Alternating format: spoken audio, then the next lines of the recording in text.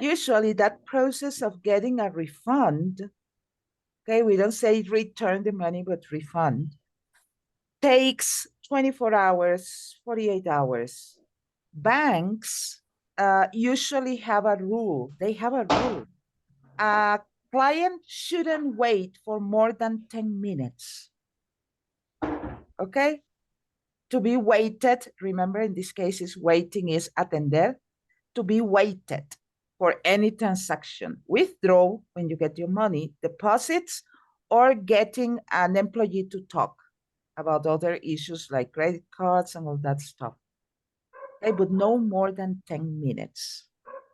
If a bank takes more than 10 minutes, okay, and a customer can prove it took more than 10 minutes to wait for them, they can denounce to the bank organization, the government office that controls the working of a bank, and a bank can get a warning, advertencia, a warning.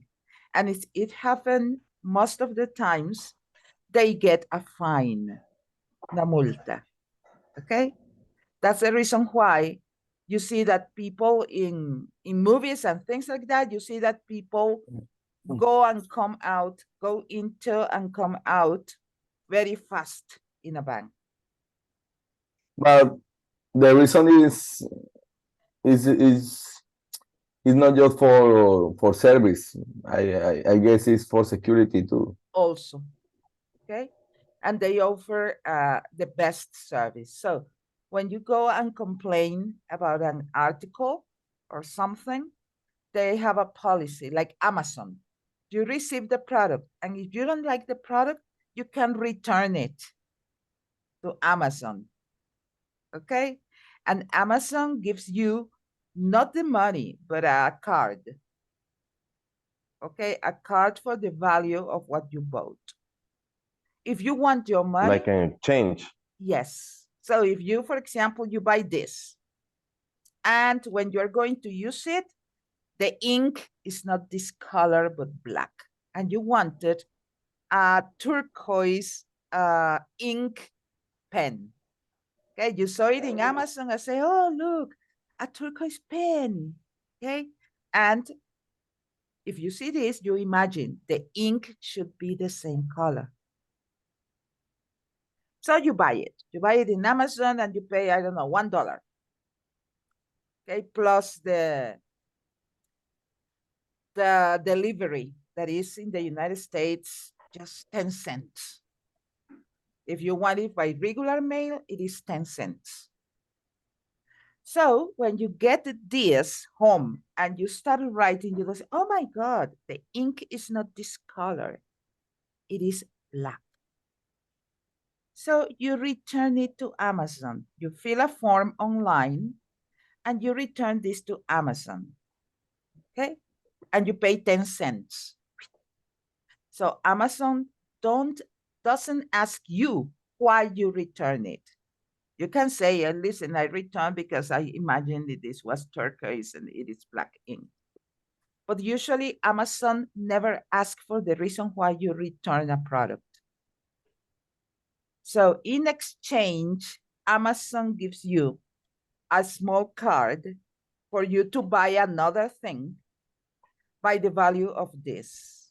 That is $1 that you pay plus 10 cents the delivery. And you can use it to buy something else. Okay? Or you can ask for a change. Listen, I don't want it in black ink, but blue ink. So they change it for you. They never ask.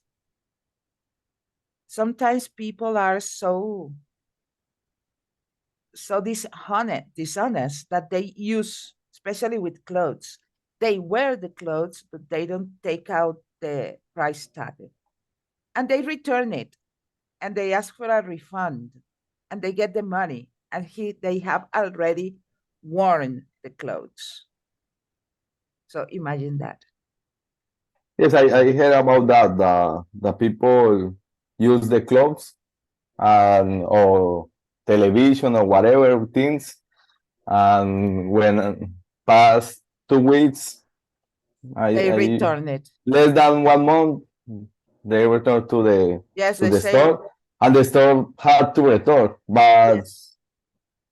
it's Yes, it's that's it's dishonest. it That's dishonest. dishonest.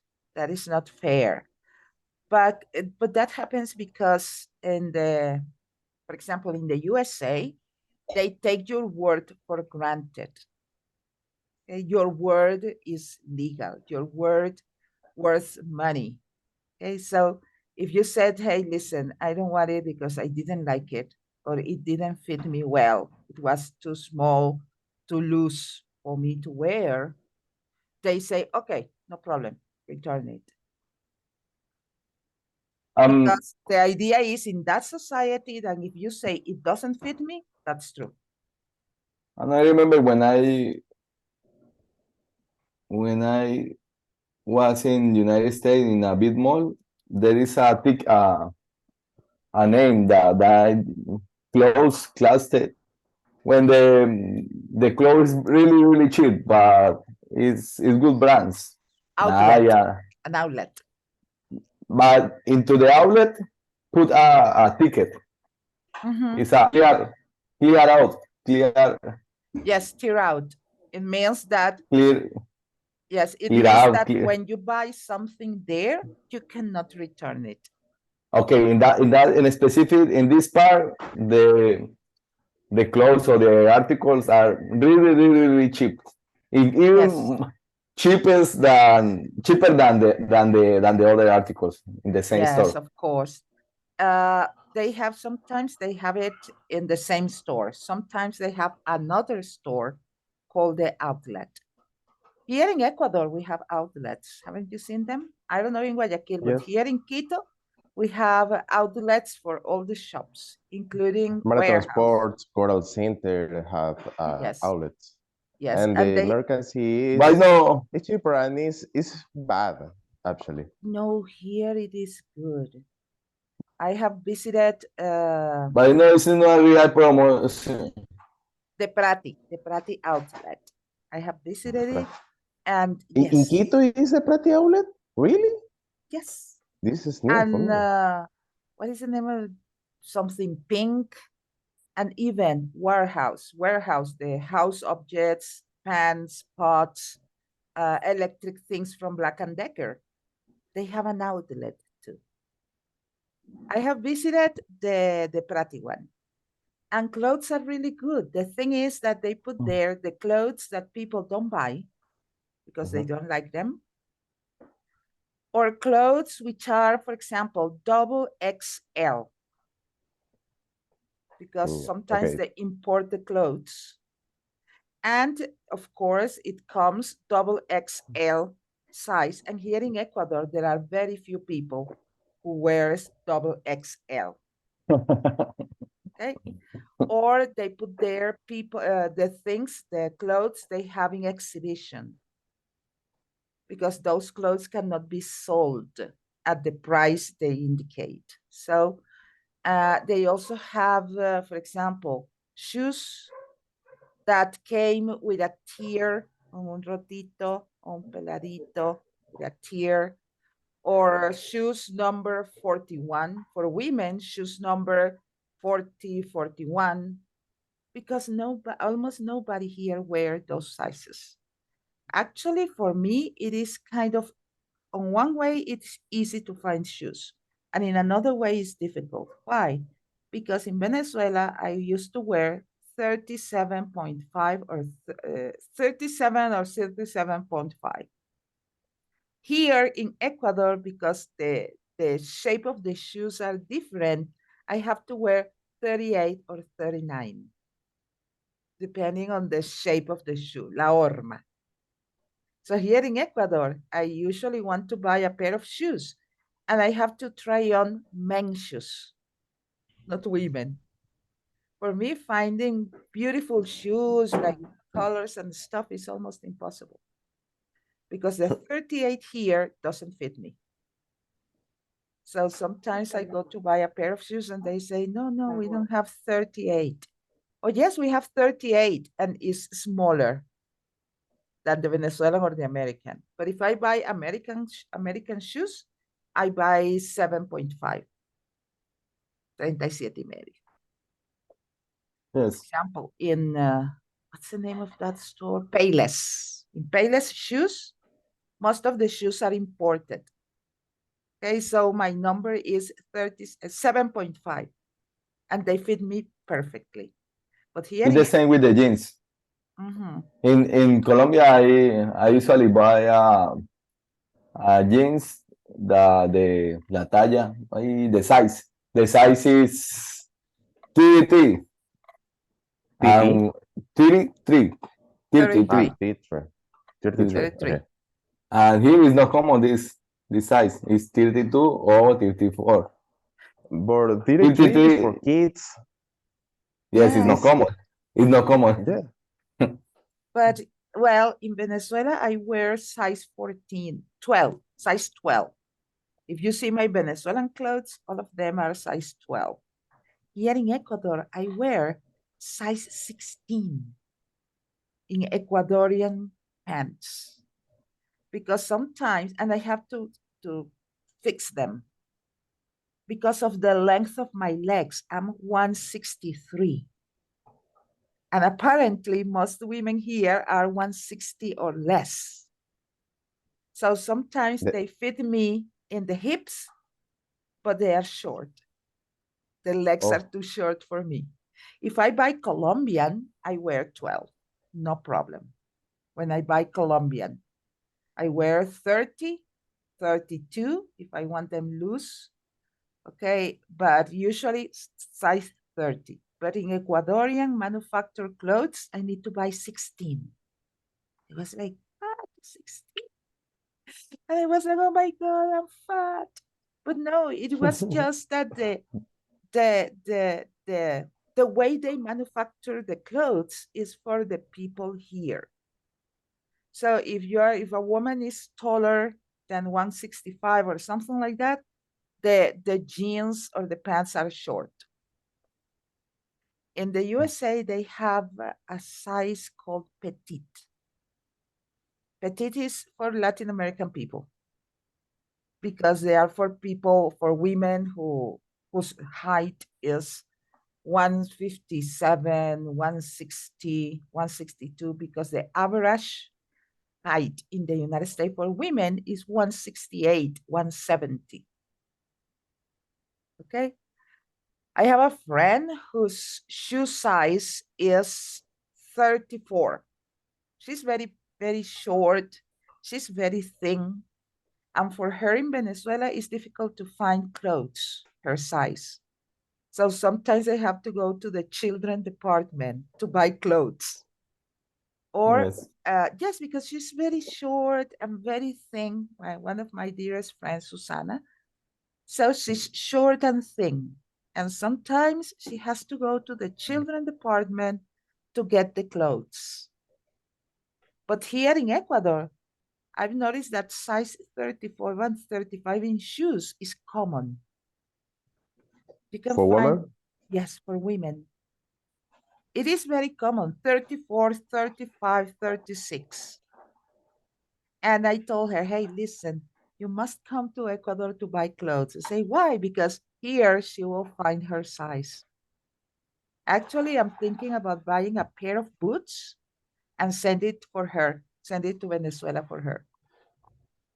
Because in Venezuela, it's really, really uncommon to find 34 for women, 34 for kids. But for women, it's really, really difficult. I don't know why. Maybe because most of women in Venezuela wear 37 or 38 in shoes. Women in Venezuela are more taller, more, They are taller. Okay, our complexion is different. And remember complexion, Marlon. Dark complexions, our complexion. So The in Venezuela, complexion. yes, characteristics of the skin and the body. In Venezuela, our complexion is completely different from Ecuadorian complexion. And I imagine that if we go to Argentina, they are taller, okay? and their complexion is different. Skinnier. Maybe, yes. Maybe if I go to Argentina, I will wear, I don't know, in pants, maybe Oh, the cat. Maybe Uh, size 16 or maybe size 10. I don't Miss, know. I've never been. but I know people from Venezuela that is tall, the eyesight blue, but other people is the complexion It's different. is that is not That black, is that the complexion is that, it's and because of the immigration from European people in the 30s and in the 40s after the Second World War.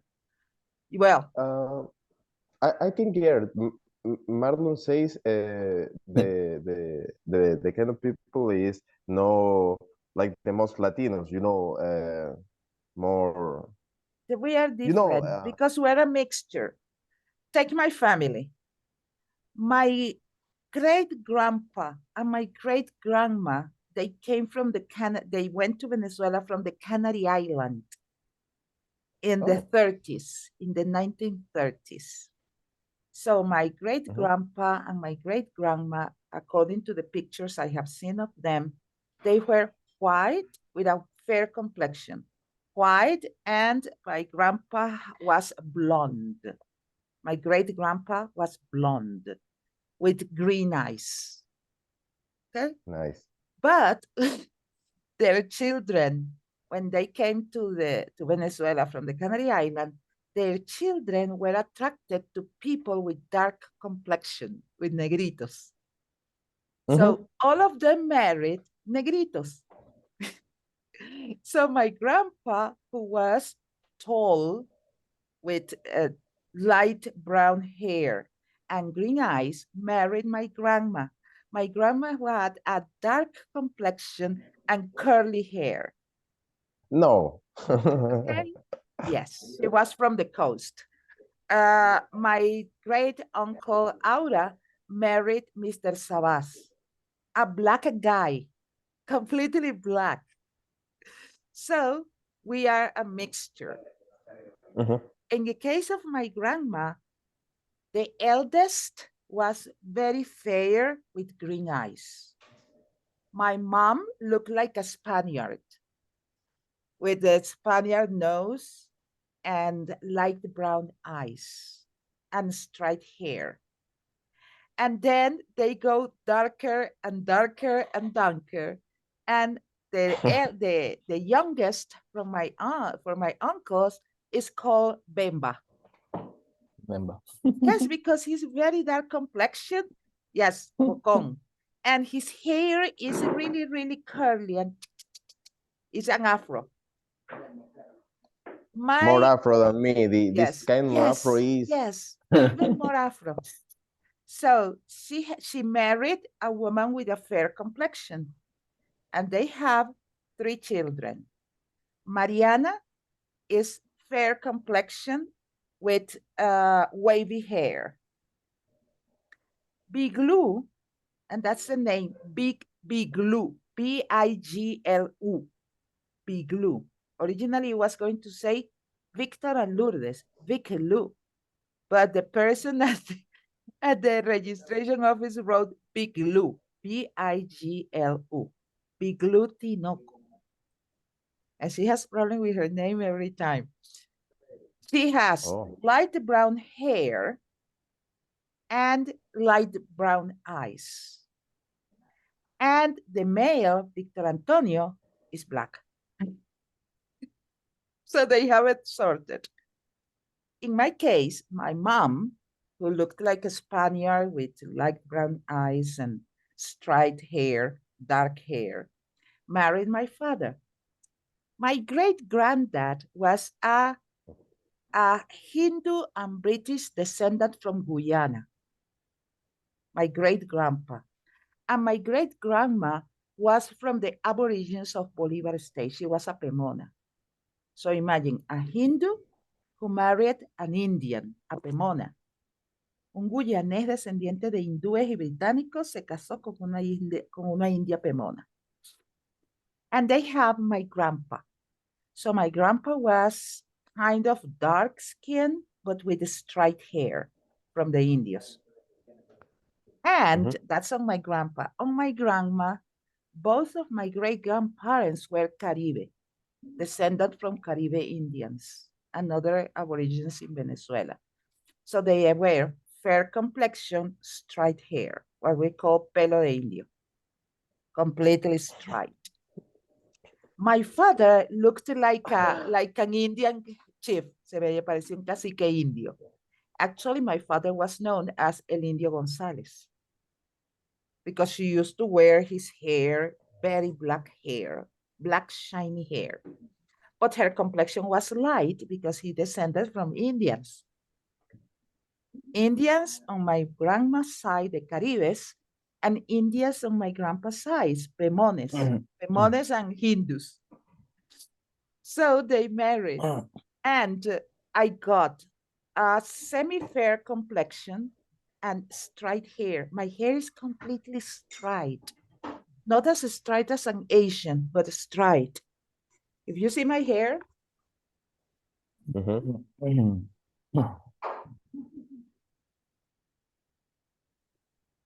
completely straight. My brother has a darker complexion, and his hair is not as straight as mine. And my youngest sister looks like an Indian. Straight hair, the complexion is like olive complexion, tiene la piel así olivácea, medio verdosa, like the Indians. And our children, my niece is fair complexion, wavy hair.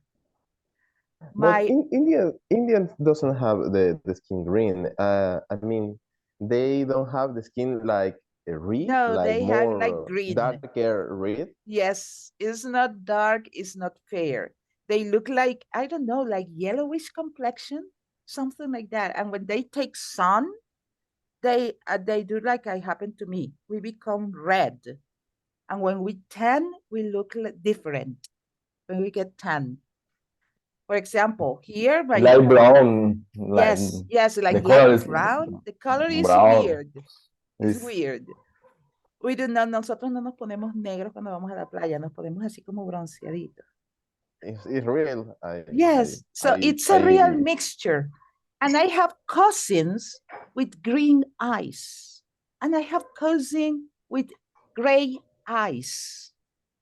Well, my granddaughter is fair complexion with curly hair. And my daughter is fair complexion with curly hair.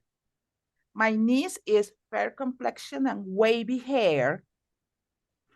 And my other nieces are, one has afro hair, the other one has wavy hair, and the youngest has blonde hair, cabello rubio, and wavy. So if you put them together, you say, yes, they are related, they look alike, but the complexions are completely different. But it's because of that. Europeans went to Venezuela and they married Venezuelans, or they married Black people from Venezuela, because the Black people in Venezuela looks like Eduardo. They are not completely black like the people here who are really, really, really black. Black like a tire, negro caucho. Negro carbón. Negro carbón. Here in Venezuela we say negro como un caucho. Negro azul, decimos. Yes, negro azul o negro verde. Okay, in Venezuela. They exist. The skin is really blue. Yes, and this is fascinating. I have seen them here because I used to live in Carapungo, and Carapungo is an area where most of the people are black. Really? So yes, here in Quito, Carapungo is a neighborhood in which most of the population is black. Oh. So you can see all the shades of black, from light black, like Eduardo, that looks like pinky, to negro carbón. Okay. And of course, areas where you see only people with the indigenous features. okay, the Otavalos. And you see them and they look, and other people look like Spaniards. They are Ecuadorian, but they look like Spaniards. I imagine their ancestor came from Spain or from other countries. But Venezuela is so peculiar that in Margarita Island, in the colonial times, Simon Bolivar gave to European immigrants from the UK, Bolivar gave them lands in Margarita Island. So the people there are descendants from British people, Scottish people, and Irish people. Británicos, irlandeses, y escoceses. That Simon Bolivar say, okay, we won the war, so I'm going to, the ones who want to live, here's your money. And the ones who have to stay, I'm going to give them lands. So most of them decided to go to Margarita Island because they were fishermen in the UK and they became fishermen in the island. So Margariteños, people originally from Margarita Island, are blonde, red hair,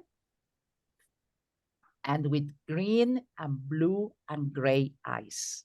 The original inhabitants from Margarita Island. And those people mixed with the Indians, with the Caribes from that area. So you can find in Margarita a girl or a boy with long black hair and green eyes. They are very attractive. Yes, people from Venezuela are beautiful. Yes, we're weird. We're weird. And besides that, that's a coastal country. I mean, we have the largest coast to the Caribbean. So lots of people came from other countries to Venezuela, and most of them stayed. It is now that the descendants from Italians and Portuguese people and Spaniards are returning because of the situation in Venezuela. But Venezuela is a country with a mixture of cultures and a mixture of complexions. We're completely different. People say it's because of that. We are a coastal country, and the colonial times, a lot of people from France, from UK, from Europe went to Venezuela to help Simon Bolivar for the independence. And most of those people stayed. Actually, my family name on my mother's side, that is Tinoco, is from Spain. And all the Tinocos, yes, from the Canary Island, de las Islas Canarias. And most of the people with the same family name in Latin America, all the Tinocos are related. We come from the same. Wait, you're Missy I am Alejandra González Tinoco. No way. And all the Tinocos you can find in Latin America. Tinoco. Yes, all the people with that surname Tinoco that are in Latin America, they come from the same family in Canary Island. So if I find a Tinoco in Colombia or here in Ecuador, in some way we're related. Because Tinoco is a surname from the Canary Island only, and it's a large family. Maybe this person are related with you, but no, because it's the same last name. Must be related. No, might, must, because the Tinocos come from the Canary Island. Some of them went to Spain, some others came to Latin America in different times. Actually, Simon Bolivar had a canary was, how can I say that? Un edecán. Uno de los edecanes de Bolívar was from the Canary Island, like Francisco de Miranda, and his name was Tinoco. And he came from the Canary Island at the time of the independence. And one of the nieces from Simon Bolivar married that Tinoco. You need to teach to Maduro about the story. Because recently, 1 week ago, told about the war in Hamas, and say that Spain Españoles. Spanish people kill Jesus. Kill Jesus. Yes. They say Spanish people I say what? Jesus. You know, we have something in Venezuela. La ignorancia es atrevida. La ignorancia es atrevida. And the problem is that with us, with that, he's a leader because a lot of people follow him, but people that is maybe people with that little intelligence, or people who have read the Bible, know that the Jews, not the Romans, the Jews, los judíos, crucified Jesus. Okay, people with a little culture, people who have read the Bible or That's have terrible. But come on. When I watch this video, but he maybe Maduro had a thing that is a leader. It's a bad leader, but it's a leader because he talked with security. Yes, with I don't know. It's very very secure with thought. Because when he thought. And actually he doesn't attend public events anywhere in Venezuela. Anywhere. He doesn't attend any public event. Why? Because when he attends events, people shout at him, Maduro. Everywhere. So he stopped attending public events. The last he attended was in Maracaibo, nearby the border with Colombia. And he left his car and started walking along the Maracaibo Bridge to cross the Maracaibo Lake. So people really don't like him. People hate him. Even Chavistas hate him. So he was crossing the bridge. He left his car and started walking. And all the people who were at the bridge, I say like 90% of the people started shouting at him.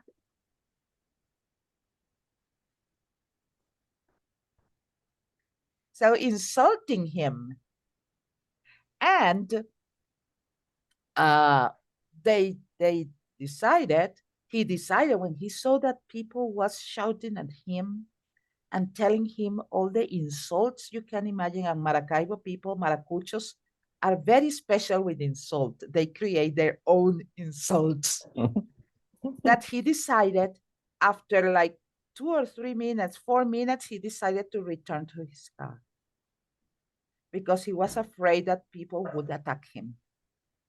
Yeah, it's because it's a dictadura. What is the name? Dictadura is dictatorship. In Venezuela, it's a dictatorship. Even Chavistas don't like Maduro. They don't like Maduro either. Because at Chavez time, they stole money, a lot of money.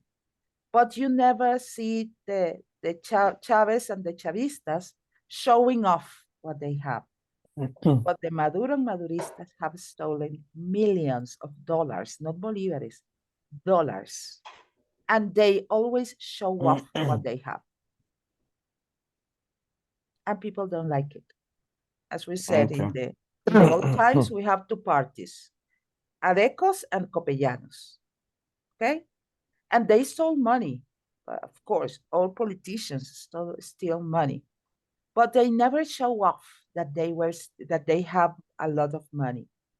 But from Chavez time on, they have stolen most of the money. They destroyed the industry. They destroyed PDVSA. That was the oil industry and used to be the best in the world.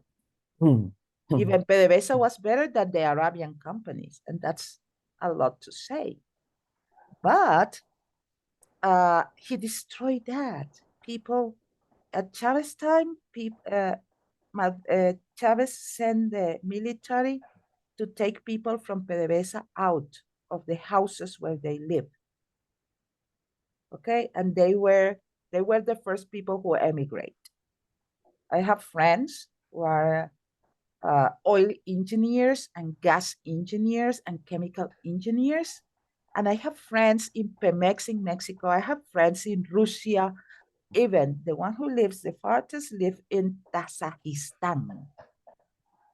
He's a general manager of the Kazakhstan oil company. He's one of the top executives, the CEO of that company, and he's Venezuelan. And he's living in Tajikistan. That's true. Okay, teacher. Miss, thank you for the history class. Yes, we learn a lot. We learn a lot. Yes, I have noticed that here in Ecuador, people married with the same people. I mean, the Indians marry Indians. Most of the people, the Black people, they marry Black people. But it's very uncommon to see a couple of a Black man and an Indian woman or vice versa. I have noticed that in the 3-4 years I've been here. Okay, I mean, people keep marrying in their own ethnical groups. Even people from coast with coast and yes, they Serrano with Serranos. with Serranos and Amazonian with Amazonian. In Venezuela, it doesn't happen. People marry. Okay. People marry different people. Guido Cedillo está entrando. ¿Lo admito? Yo me voy a salir. Va a salir Miss. Okay, see you Tuesday. Have a nice weekend. Okay, bye bye, Eduardo.